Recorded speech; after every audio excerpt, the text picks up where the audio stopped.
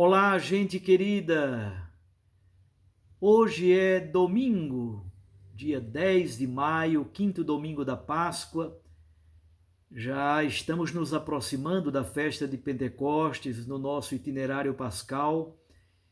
E no calendário civil também se celebra hoje o Dia das Mães. Nossos parabéns, o nosso abraço a cada mãe que nos escuta.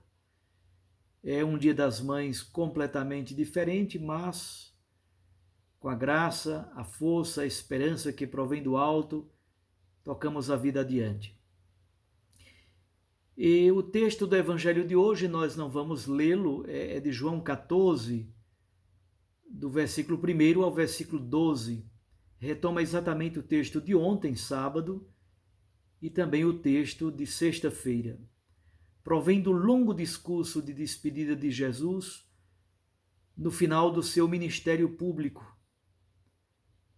Isso acontece durante a última ceia no cenáculo e Jesus como que nesse discurso faz um verdadeiro testamento espiritual.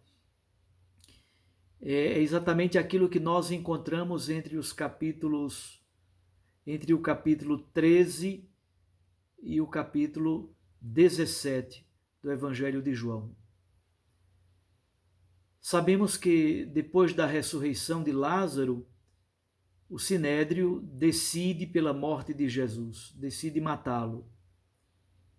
Judas o trai, Pedro o nega, e Jesus se encontra diante da iminência da morte. Muitos fogem, muitos o rejeitam, muitos se escondem. Jesus está diante do perigo iminentíssimo de sua morte violenta. E isso gera uma profunda comoção no próprio coração de Jesus.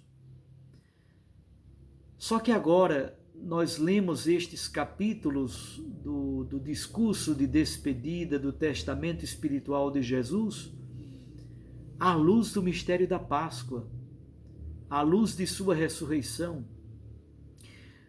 O nosso olhar como que se dirige ao ressuscitado. A vida de Jesus, sua missão, sua morte, ganham completamente um novo significado. Durante a ceia, que é sacramento da nova e definitiva aliança, selada exatamente no sangue de Jesus, Jesus se despede dos seus discípulos e dá orientações seguras para o futuro da missão, como é que a igreja deve continuar, sobretudo por causa da força e do dom do Espírito Santo. O discurso de Jesus é entrecortado pela participação de alguns discípulos, de Pedro, de Tomé, de Filipe, de Judas Tadeu e de outros discípulos de Jesus. Assim, o argumento vai evoluindo a partir dessas intervenções dos discípulos de Jesus. O texto é de profunda densidade teológica. A primeira palavra de Jesus, e é essa que eu gostaria que vocês guardassem no coração de modo especial: não se perturbe o vosso coração. Como não se perturbar, dizem os discípulos, diante da próxima e já decidida morte de Jesus, o Mestre? O apelo de Jesus é para a fé.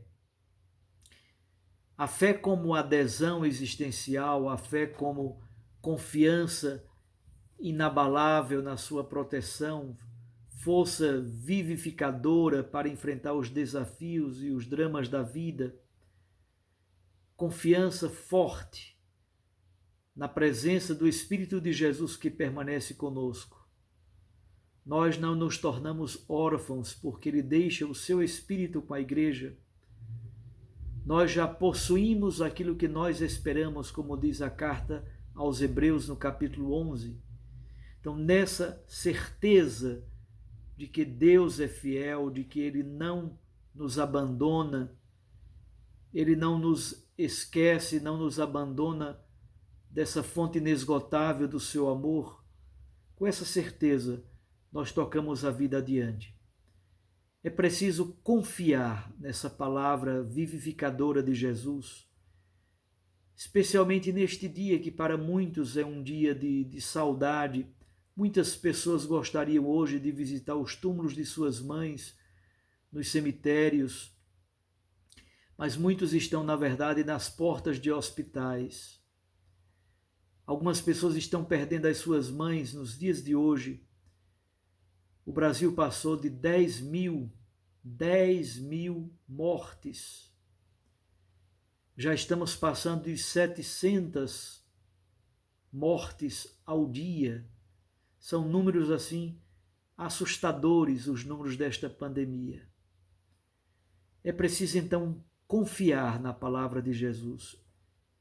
Nesse dia tão doloroso para tantas pessoas, nesse dia em que muitas pessoas desejariam estar no ambiente familiar, participando de um almoço em família, na verdade estamos chorando os nossos mortos, chorando também o descaso, os descasos históricos do nosso sistema de saúde, mas também chorando por causa da irresponsabilidade dos governantes.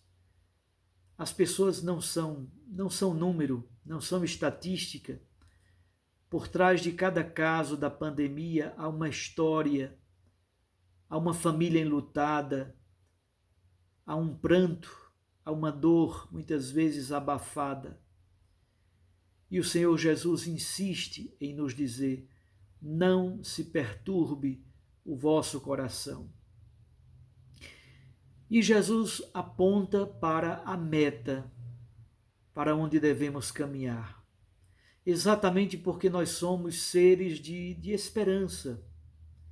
E Jesus diz: na casa do meu Pai há muitas moradas, eu vou na frente, vou lhes preparar um lugar. Somos cidadãos do céu, somos cidadãos dessa realidade última e feliz e boa, que é, na verdade, a razão profunda da nossa esperança. Deus é o nosso hospedeiro, Ele é o nosso anfitrião.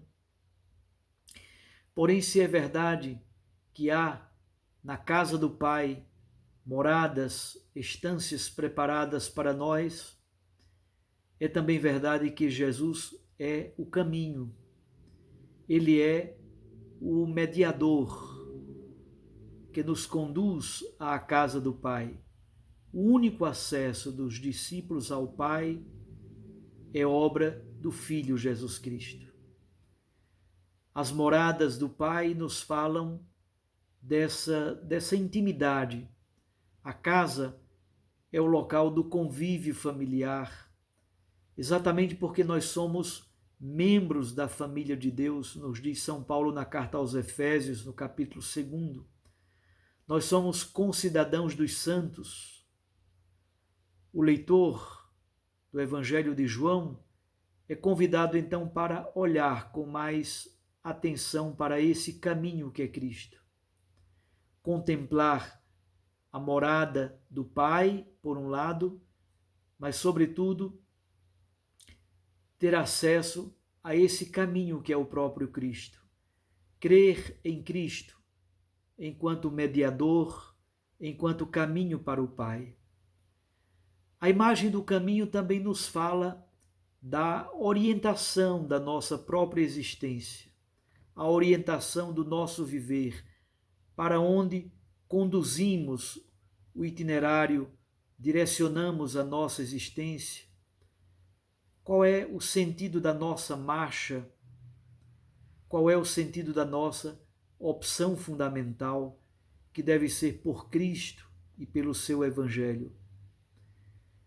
Assim, as comunidades dos discípulos missionários, num mundo conturbado por tantas veredas tortuosas, tantas veredas errôneas, estas comunidades dos discípulos e discípulas de Jesus são convidadas a fazer uma opção fundamental por Cristo, pelo seu Evangelho, exatamente porque em Cristo, no Evangelho de Cristo, está a fonte da verdade, a fonte única da vida.